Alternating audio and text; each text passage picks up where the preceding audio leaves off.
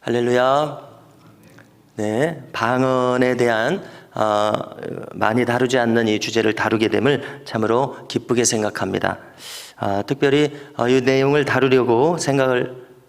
다루려는 이제 찰나에 직면하면서 하나님께서 이 내용을 우리가 다루게 됨을 기쁘게 생각하신다는 마음이 들었습니다. 왜 그런가 하면은 방언을 통해서 우리의 영이 활성화돼서 하나님과 우리의 영이 직접적으로 소통할 수 있는 길이 방언인데, 방언이 장려되고 방언을 사모하고 함을 통해서 하나님과 소통하는 길이 열리는데, 그렇지 않을 경우에는 이제 언로가 막힌다고 하지 않습니까? 물론 마음으로 기도해도 하나님과 소통하지만은 이렇게 직접적으로 소통할 수 있는 이 은사적인 이런 도구적인 것을 하나님께서 주셨는데, 이것이 풀어지는 것이, 그래서 이것을 사모하게 되는 것이 하나님과 직접 소통하게 되므로 얼마나 귀한 일인가 하는 생각이 들어서 그렇습니다. 그래서 하나님께서 기뻐하신다는 생각이 들었고요. 방언에 대해서 준비할 때 참으로 많은 내용이 있습니다. 이 주어진 시간에 짧게 나누고 또 다른 기회에 더 깊이 이렇게 나눌 수 있게 될 것 같습니다. 교회에 꼭 필요한 내용이 다뤄지고 우리 개인에게 꼭 필요하고 유익한 내용이 다뤄져서 우리가 기도하는 데 큰 도움이 될 수 있기를 간절히 바랍니다. 네, 우리가 이 고린도전서 14장 그리고 이제 다른 곳에 언급한 내용들을 보면은 사도 바울은 뭐라고 말합니까? 내가 마음으로 기도하고 또 영으로 기도하리라 이렇게 말했습니다. 오늘 말씀 15절에 있죠. 그리고 바로 앞에 14절에서는 내가 만일 방언으로 기도하면 나의 영이 기도하거니와 하고 이렇게 못 박아서 말하고 있습니다. 자, 영으로 기도하는 것이란 무엇이냐? 방언으로 기도하는 것이다. 이렇게 분명하게 지금 알려준 것이죠. 그렇기 때문에 우리는 이 내용을 통해서 방언으로 기도하게 되면 우리의 영이 보다 활성화된다는 것을 알게 됩니다. 우리는 항상 무엇인가를 논할 때 100%라고 못 박아서는 좀 곤란하겠다는 생각을 합니다. 마음으로 기도해도 우리의 영이 활성화될 것입니다.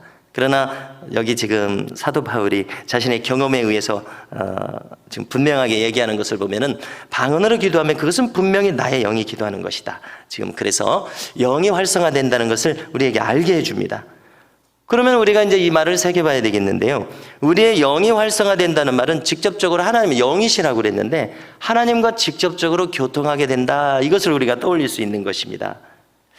자, 그리고 이제 오늘 말씀의 앞부분 14장 2절을 보면은 읽어드립니다.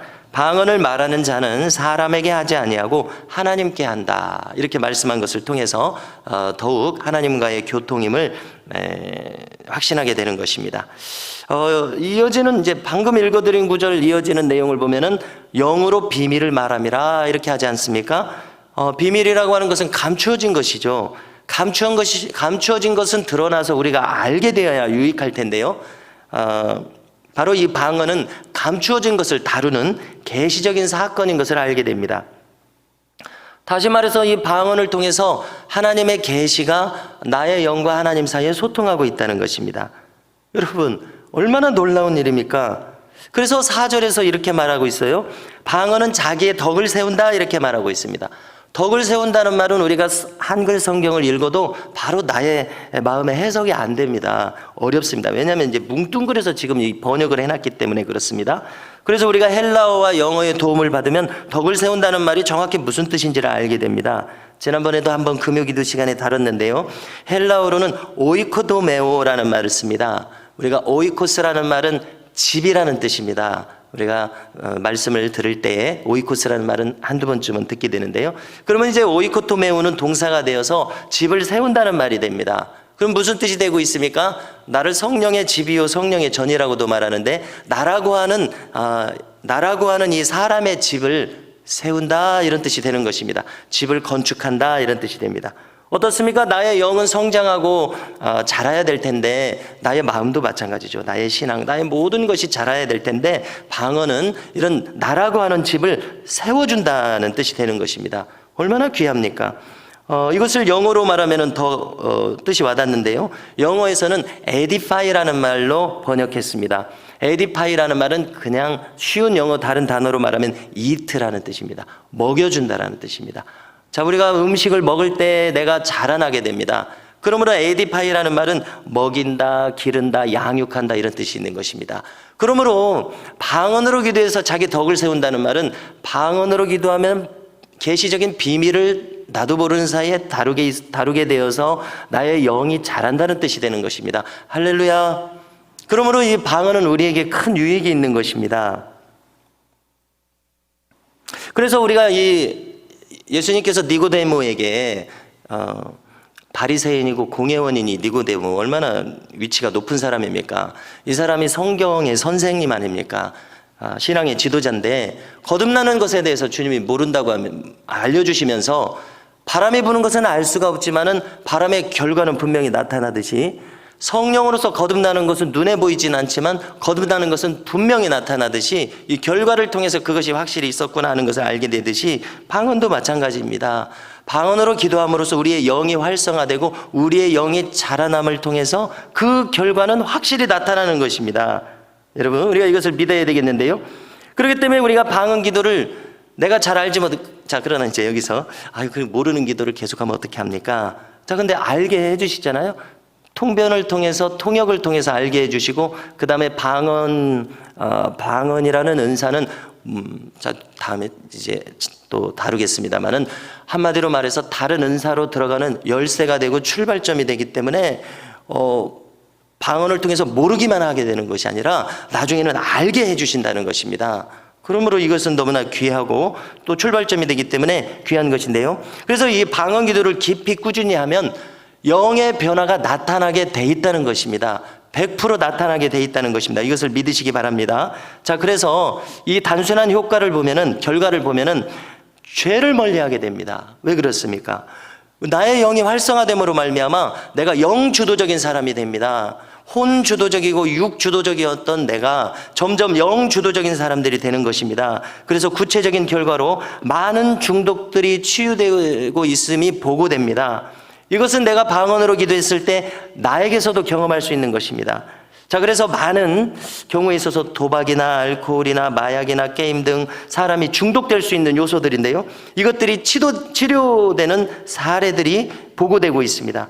자, 이렇게 되는 이유는 무엇이겠습니까? 나의 영이 활성화됨으로 말미암아 이제 혼과 육에 지는 것이 아니라 혼과 육을 끌고 가는 사람이 되기 때문에 그렇습니다. 자, 그러면 이제 조금 자세하게 알아보기 시작해서 먼저 이 방언은 발성으로 이루어지고 있습니다. 그럼 이 발성에 대해서 잠시 알아보려고 하는데요. 성령 강림절에 있는 사도행전 2장 4절을 보면은 자, 그 구체적인 내용들 중에서 성령께서 말하게 하심을 따라서 방언을 하게 돼 있습니다.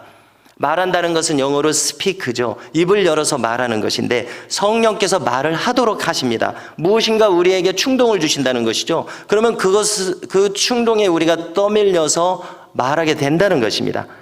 발성의 주도권이 성령에게 있습니다. 성령께서 하게 하시는 거예요. 그래서 우리가 순종하게 됨으로 방언을 말하게 되는 것입니다. 자, 헬라어로 보면은 말하게 하신다 이 말을 아포프탱고마이라는 말을 쓰는데요. 말하도록 자극을 준다는 뜻입니다. 영어로는 utterance입니다. 말하게 만드는 것이에요. 자, 그러면 이제 다른 방언으로 말하기를 시작하게 됩니다. 다른 방언이라는 것은 헬라어로 헤테로스 글로사입니다. 헤테로는 다르다는 뜻이고 글로사는 혀라는 뜻입니다. 그러니까 방언, 말씀 언자를 쓰니까 우리가 말인 것처럼 들려오고, 방언이라는 말은 우리 국어사전에는 지방의 언어입니다. 지방 사투리입니다.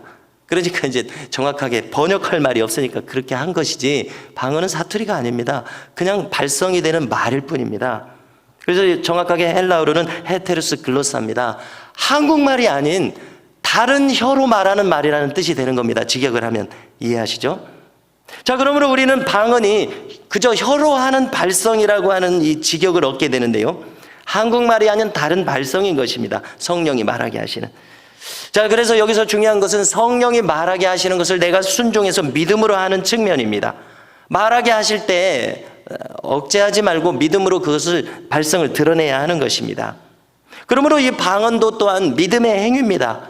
우리가 많은 신앙의 행위들이 믿음의 행위인 것처럼 방언도 그렇습니다. 방언이 열릴 때만 믿음의 행위가 아니라 방언으로 오늘도 기도하고 내일도 기도하고 모레도 기도할 때 방언으로 기도할 때마다 믿음의 행위를 하는 것입니다. 자, 그렇기 때문에 내가 믿음으로 발성해서 성령의 이끄심에 맡기는 것이 방언인데요. 이렇게 방언이 시작되었습니다. 자, 그러면 이제 방언의 발음 문제를 잠시 다루겠습니다. 자, 혀로 방언을 발음하기에 있어서도 이 구체적인 발음도 성령의 이끄심에 맡겨야 한다는 것입니다. 자, 우리가 방언을 하게 되면 처음에 이제 익숙지 않기 때문에 발음을 어떻게 할 것인가 하는 문제에 봉착하게 되고 계속 방언으로 기도하면서도 그 문제에 봉착하게 되는데요. 중요한 원리는 역시 성령께서 말하게 하시는 대로 맡기는 것입니다. 그래서 인위적으로 내가 말을 지어내려고 하지 말고 그런 과정을 다 통과하게 되지만 인위적으로 발성하려는 이 인위적인 과정이 되게 하지 말고 이것조차도 성령께 이제 맡겨서 내 발음도 성령이 이끄시도록 하는 것이 방언이 성립하는 중요한 원리가 되더라는 것입니다. 성령이 주도하시도록요. 자, 그 다음에 이 방언은 혀로 하는 말이기 때문에 발성이 이루어지고 있습니다. 즉 소리로 구성이 되더라는 것입니다. 물론 방언을 하는 그 영의 분위기로서 속으로도 할 수 있을 것입니다. 그리고 실제로 임상적으로 그렇게 됩니다. 속으로 하는 방언도 가능합니다. 말할 수 없을 경우, 조용히 해야 될 경우는 묵음으로도 할 수 있습니다. 자, 그러나 기본적으로 혀를 통해서 하는 말이므로 필연적으로 목구멍에서 발성이 일어납니다.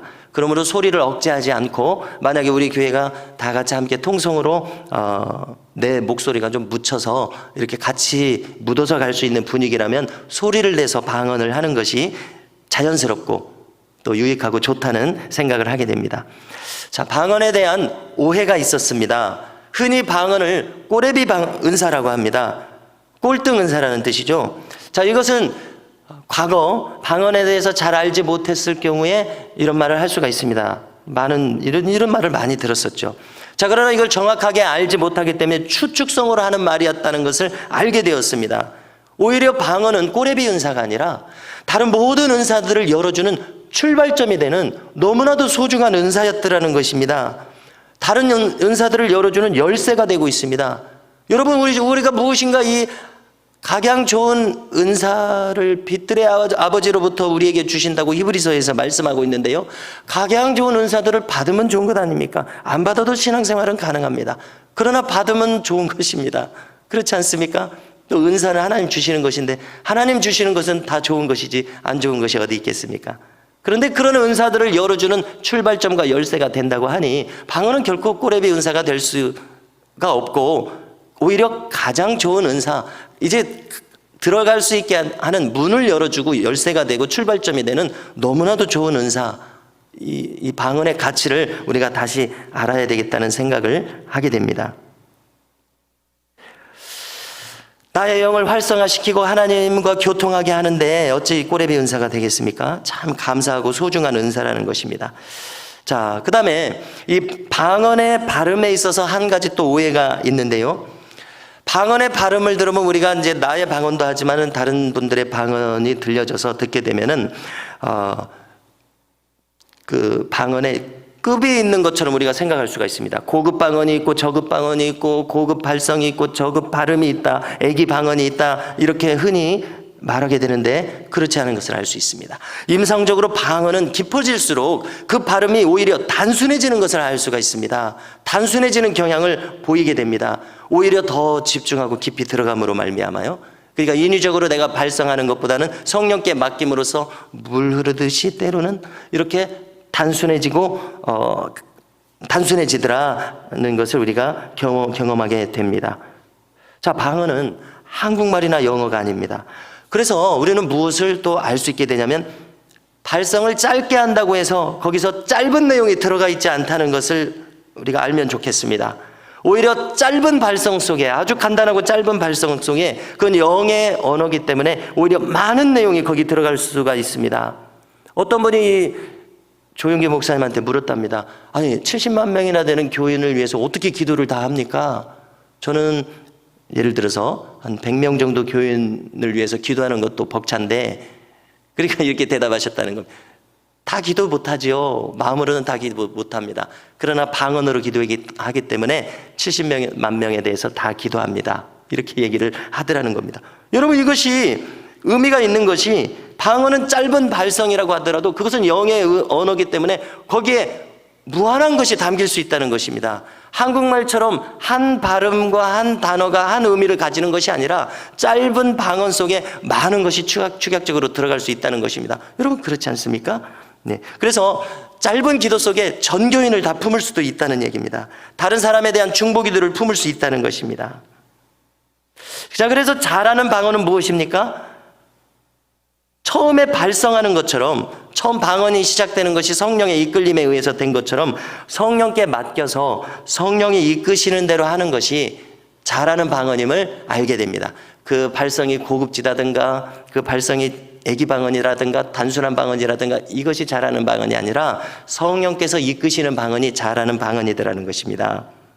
자, 그래서 저도 이제 경험 속에서 방언을 하거나 듣게 되면은 방언이 처음에 당연히 서툴지요.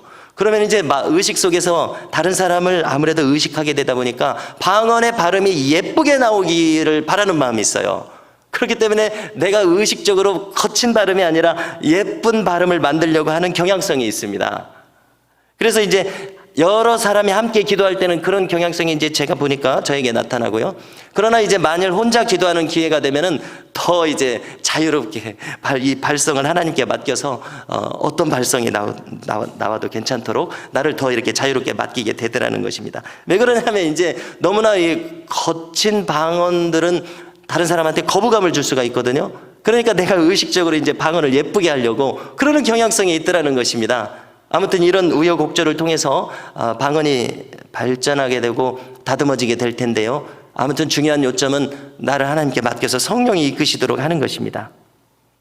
방언은 한국말이 아닙니다. 단순히 음성이 날 뿐이지 거기에 영의 언어가, 영의 내용이 함축되어 있다는 것을 참고하시기 바랍니다. 다음으로 방언이 열린 다음에 통변이 열립니다. 여러분들 한번 이제 기도해 보십시오. 그러면은 통변은 무엇입니까? 내가 지금 드리는 기도가 무슨 내용인지 알게 되는 것이 통변입니다.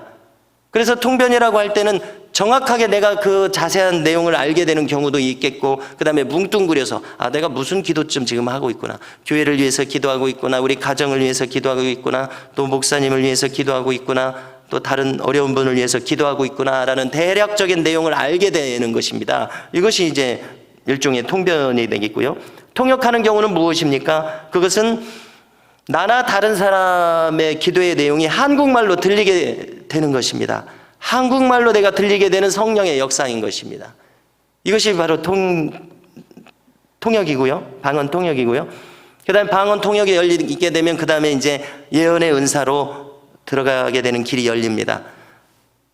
통변이 나에게 들림으로 그 사람과 그 사람이 기도하는 것과 그 사람의 방언 기도가 나에게 분별이 되므로 내가 그것을 종합해서 말하면 예언 기도가 되는 것입니다. 그래서 이제 다른 설명이 되어야 하겠습니다만은 예언 기도는 바로 종합적으로 나의 영적인 상태와 나의 영이 활성화되어 있고, 그 다음에 내가 영적으로 성숙한 것에 따라서 예언 기도의 깊이가 이제 거기서 가능해지고 열리게 됨을 우리가 이제 알게 됩니다. 자, 오늘 말씀 13절을 보면은 방언을 말하는 자는 통역하기를 구하라고 하지 않았습니까? 그리고 이제 앞에 이제 5절에 있는데요. 통역하는 경우가 있습니다. 그것은, 자, 통역하는 경우는 왜 그렇죠? 다른 사람이 알아듣도록 말해주는 거죠. 이 방언이 무슨 뜻이라고 말해주는 것이지 않습니까? 그렇기 때문에 이 통역하는 경우는 대중 앞에서 하는 경우가 됩니다. 이것은 무엇을 말합니까?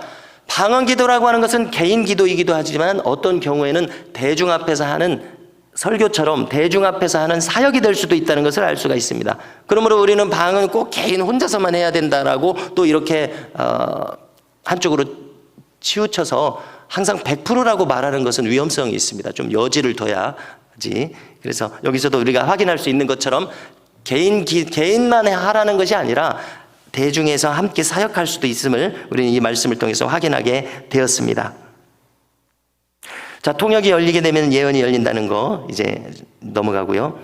종합적인 차원에서 방언은 다른 은사들의 열쇠가 되기 때문에 소중하다는 이야기입니다. 자, 다음으로 마음으로 기도하고 영으로 기도하는 문제를 잠시 다루겠습니다.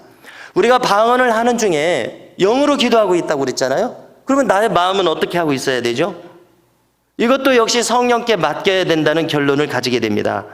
마음을 그저 방치하기보다는 영의 기도의 흐름을 따라서 나의 마음도 같이 이렇게 흘러가는 것이 좋겠다는 생각이 들고요. 하다 보면은 나의 마음은 침묵하고 있을 경우도 있게 됩니다. 내가 알아듣지 못하기 때문에도 그렇죠.